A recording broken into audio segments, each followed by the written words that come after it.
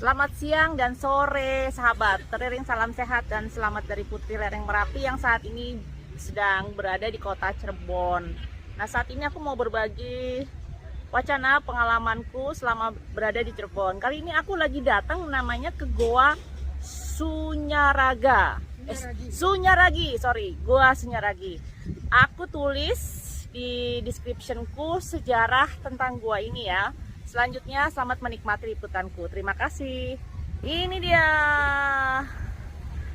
Goa Sunyaragi. Nah, dulu ini kan kayak pelataran nih ya. Nih, ini ada tempat duduknya juga.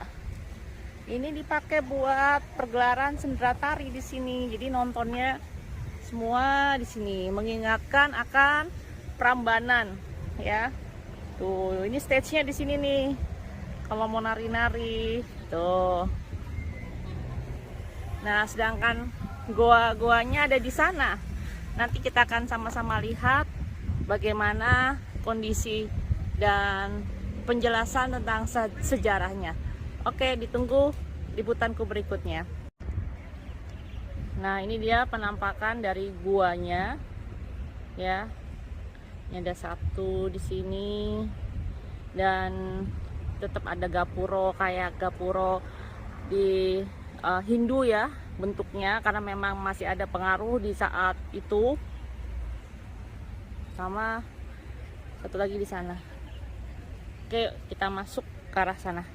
Bismillahirrahmanirrahim. Ini masih penampakan dari luarnya. Kita ke lokasi di dulu. Jadi seperti ini ya. Ya. 1, 2, 3. Ganti-gantinya, Bu. Iya. Masih Kan masuknya harus gantian. 1, 2, 3. Boleh cari kue enak, Bu? Boleh di atas, boleh di situ, boleh. Nanti kita juga akan ke sana. Ntar dulu ya, nunggu ibu ini selesai foto, kita baru masuk ke dalamnya. Nah, kita sudah berada di dalamnya. Jadi kita lihat ya. Saya tadi coba mau cari turnya, tour guide-nya untuk bisa menjelaskan secara detail tempat ini apa, tapi rupanya nggak ada.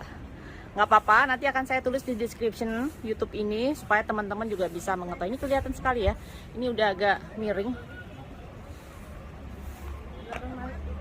tuh kan, udah fondasinya udah agak miring.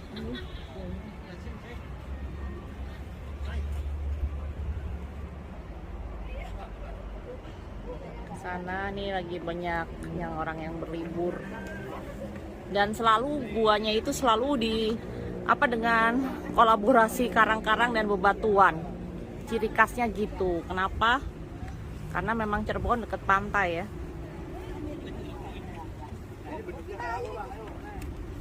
Oke, kita akan lihat ke sebelah, coba.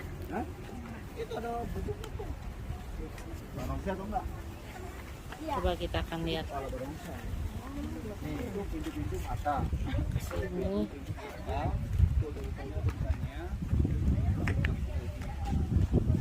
Agak ke sana. Ini jalannya agak buat orang tua kurang nyaman, Mbak.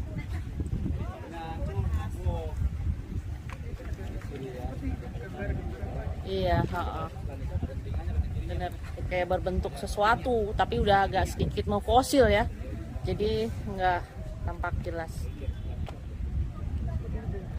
Ya, kita coba telusuri, melipir. Oh, mentok dia. Ini ada bawahnya juga. Bentuknya kayak gua-gua gini.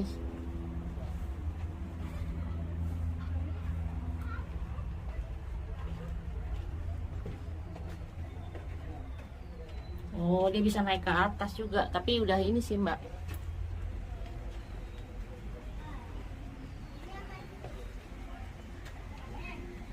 Ini, Mbak.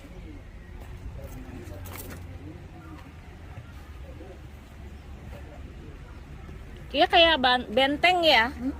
Jadi kayak benteng gitu loh. Kayak labirin-labirin. Kita bisa ke sini. Iya. Lucu juga sebenarnya. Coba. Ini pasti ada maksudnya dulu buat apa? Buat apa gitu. Heeh. Nanti yang di sini ya. Bapak sudah ada beberapa ngapain kalau yang di sini. Nah, sekalian dengerin deh. Bapak tinggal dulu bentar ya. Nah, tadi yang Bapak ceritakan itu pintu portal, pintu waktunya tuh di belakang kita. Yang bisa nembus ke makam Madinah dan Sinanya. Tapi dulu syaratnya orang keturunan yang punya ilmu tinggi beserta punya bacaannya bisa ke sana dibarengin dengan tirakat. Jadi tirakat itu nunggu matanya nggak tidur melek, perutnya lapar puasa. Jadi orang dulu baru cuma khusus turun yang buka buat paspornya, buka kuncinya. Jadi kalau kodenya ya, jadi kalau nggak punya kodenya kita nggak bisa lihat ya. Ini buat ke Cina, kalau ini ke makam ini ke sana ke barat arahnya. Di tata caranya kita bawa tadi ini ya. Jadi orang dulu kalau mau ke makam Madinah, tirakatnya di sini puasanya nih masuk di sini.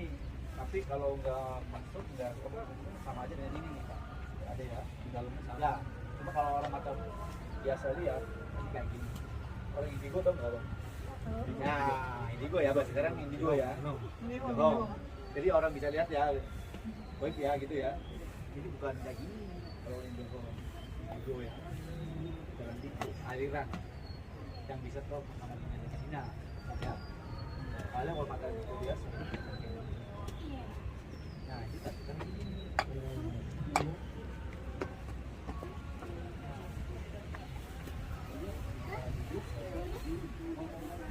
Kamu nyobain?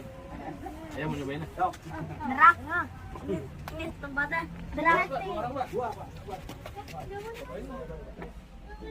Hati. Ih. Ke Mekah bagaimana? Baju juga belum. Bismillahirrahmanirrahim. Ih, video. Bisa, ayah.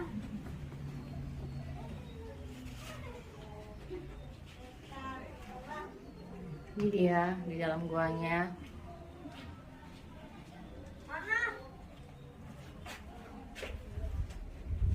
Jadi banyak labirin yang tercipta, dinding-dinding yang memisahkan. Iya, keluarnya di sana. Seperti itu.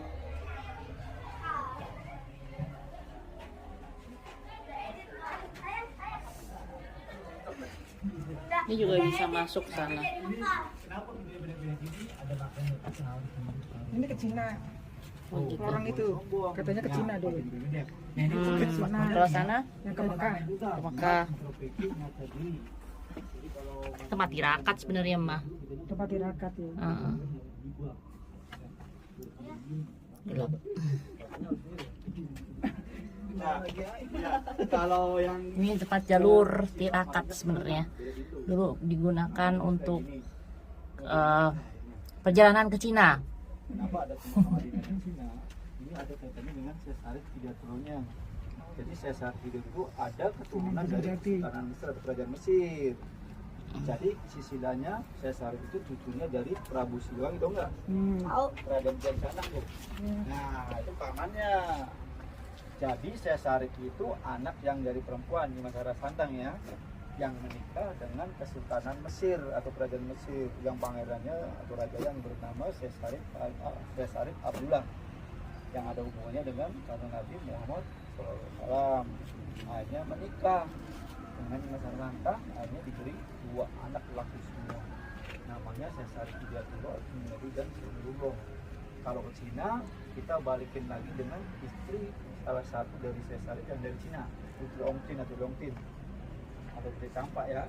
Nah, itu yang panglima armada laut ini Laksamana Cengho atau Cengho. Pulau Jawa. Jadi panglima suku Polska dari Cina. Nah, ada anak-anak para wanita dan keluarga itu dari panglima dari nah, musik semua apa itu ya. Presiden Gus Dur. Nah, itu.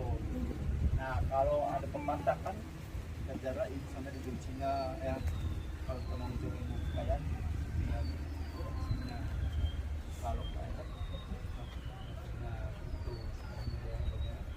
nah ini buat berunding lawan Belandanya di sini. Pada zaman Sultan Kilimantan itu nggak mau turun Belanda, berunding musyawarah di sini. Rumah masyarakatnya hancur nabung.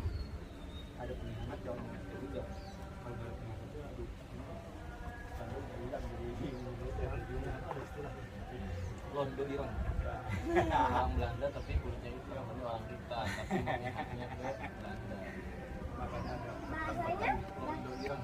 Bahasanya Indonesia. Orang Indonesia, cuma dia Belanda kan putih ya kulitnya.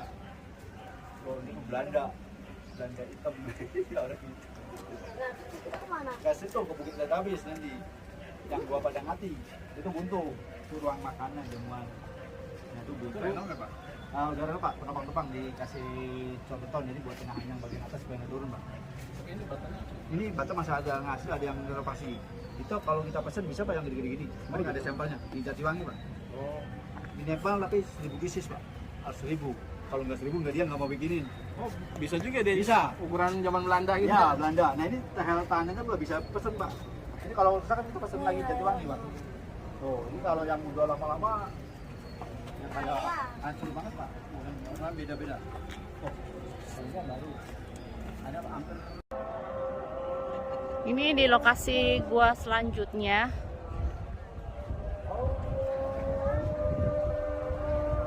Saya coba mepet rombongan.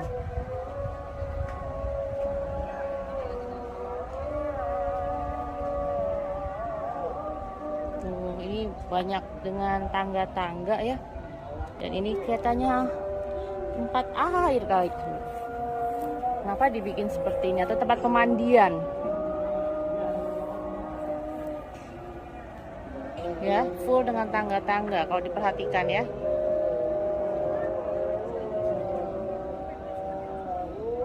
Kita ngintip di sana ada apa?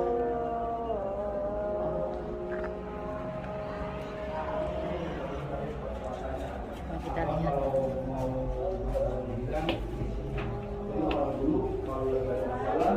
Kita masuk gua. Puasanya, adiknya tenang nanti. Kami sendiri nggak ngurusin. Nah, dari galau ini sendiri. Nah, kita naik ya, pelan ya. Oh, yang Yuk. ini masuknya. Kita lihat. Ini lumayan ya, atapnya nggak begitu tinggi.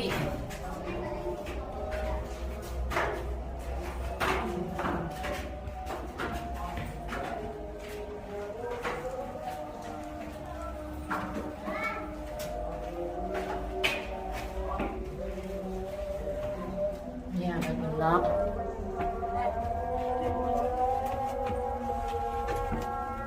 Ini antar pintunya juga nggak terlalu besar, terlalu lebar.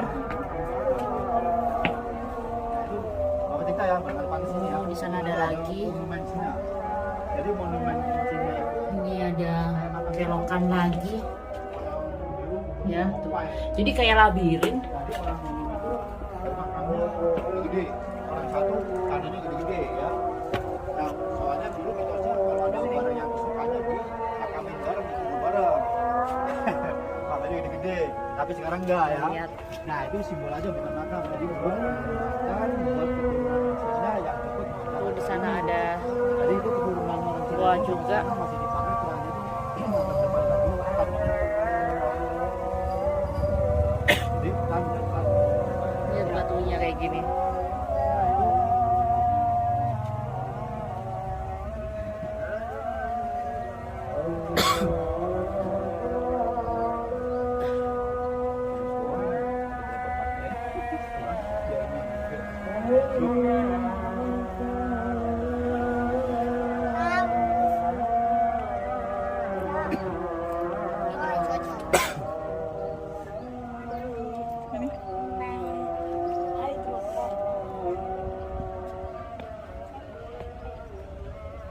Lihat di sana juga ada kegiatan, mungkin lagi ada pembuatan video untuk dalam rangka ulang tahun Indonesia. Ini ada yang kayak sumur, ya, lumayan ini. Coba saya akan jalan ke sana.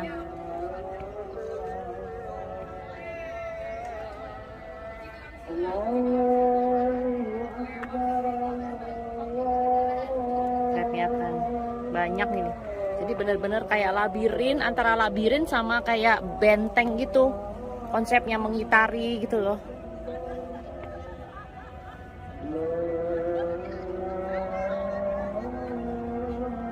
Tuh. Tuh di sana masih ada pintu kayak masuk lagi ke sana.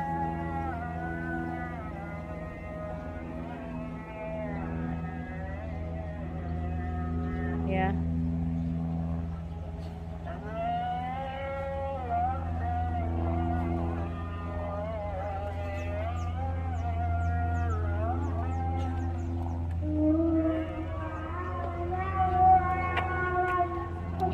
Ini benar-benar dulunya aku rasa nih bukit ya atasnya nih ya. Aku rasa bukit. Jadi dia dibikin ini tuh di bawah bukit. Ini nggak kelihatan kalau dari sini. Tuh.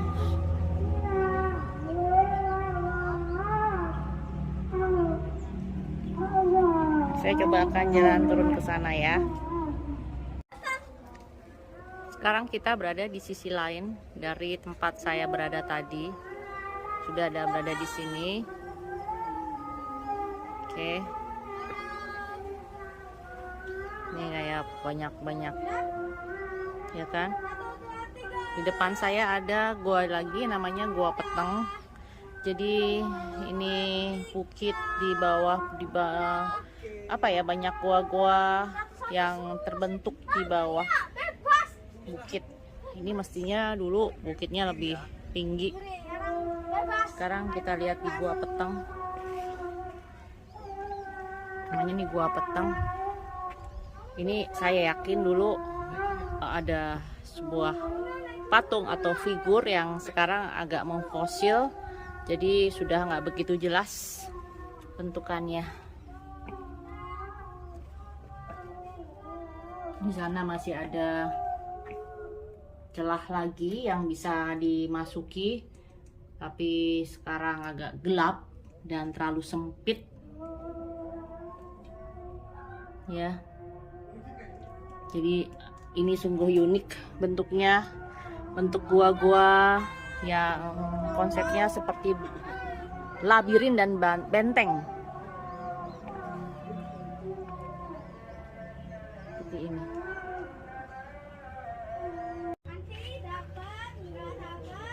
Ini patung gajah. Ini juga patung gajahnya masih agak terlihat, yang sekarang sebenarnya kondisinya sudah juga memfosil ya karena usia. Kita lihat sekelilingnya seperti ini.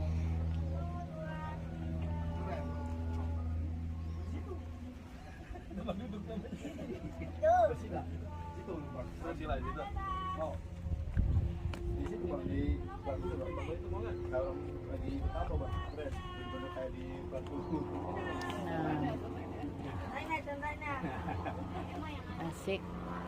Ini seperti ada undak-undakan yang bisa dulu pasti dibuat untuk bisa naik ke sini. Tapi apakah itu? Oh, ini ada seperti tempat air lagi ya. Sini juga banyak. Jadi banyak sekali di antara karang dan bebatuan ini seperti ada cawan atau tempat menampung air.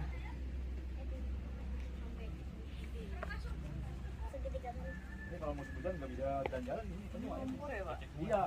Kalau nggak ini ke truk ini Kita lihat kayak gini, kita. Pak. Nih, lapisan ini. Ini juga saya yakin dulunya ada. Berem kayak orang ini.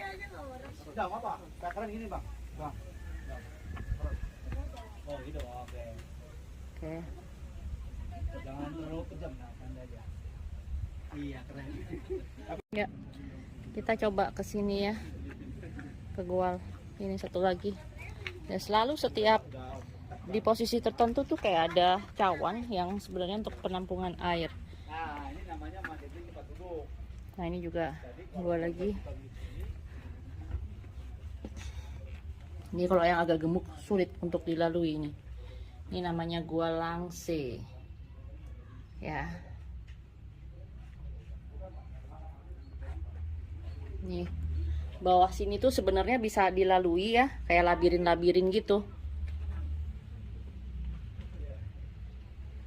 Tuh. Ya, tuh kan. Ada gua-guanya banyak buat tempat tirakatan ini.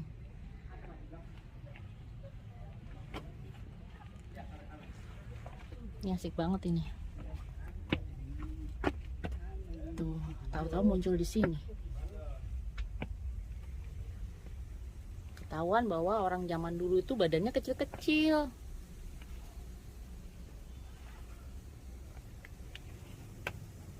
Sehingga jalan melalui celah yang ukurannya terbatas masih bisa dilalui.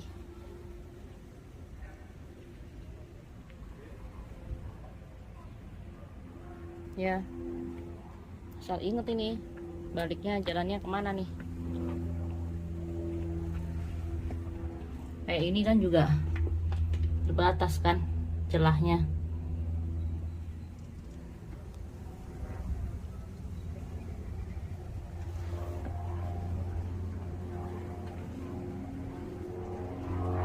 Ya kan, ini celahnya juga terbatas. Coba akan saya lalui. Saya bisa lewat, saudara-saudara. Ya, munculnya ada di sini.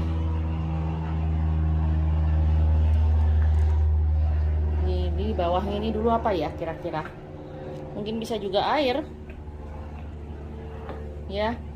Jadi sekaligus menampung air, dan karena tempatnya kan terbuka ya. Dan itu banyak gorong-gorong. Pasti gorong-gorong itu fungsinya banyak. Nggak hanya sekedar untuk jalan air. Itu ada kamar kaputren, artinya kamar putri. Coba lewat mana ya? Oh, berarti lewat satunya lagi. Coba saya akan menuju ke kamar kaputren. Harus cari jalan. Kok gimana caranya bisa nyampe situ? Nah, saat ini aku sudah di depan kamar kaputren, yang artinya kamar putri ya. Jadi putri-putri dulu di sini. Coba saya masuk. Oh, ini bukan. Tuh kan, ini kayak labirin. Jadi satu-satunya jalan agak loncat.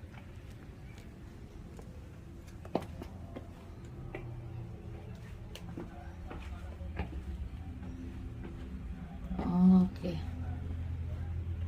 Ya, disinilah. Oh, di sini. Lebih di sini kamar keputrennya. Ini kamar keputrennya di sini. Ya. Sini masih ada labirin lagi. Mau lewat yang ke atas sana, ya. Ini mesti yang muncul ke atas atau muncul ke bawah sini. Jadi ini benar-benar luar biasa konsepnya. Dia konsep luarnya seperti benteng, tapi di dalamnya konsepnya labirin ya. Yang ini mesti harus hafal ini. Keluarnya di mana? Ya, kan kelihatan. Kita kembali lagi.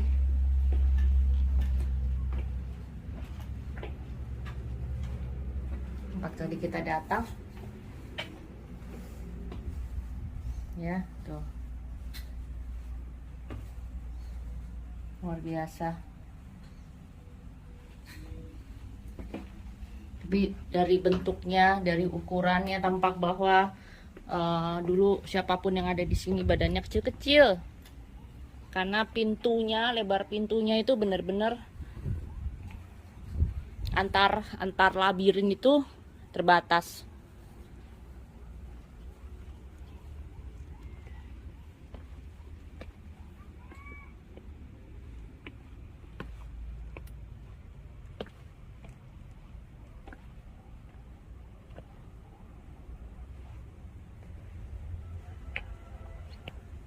Ya. Oke.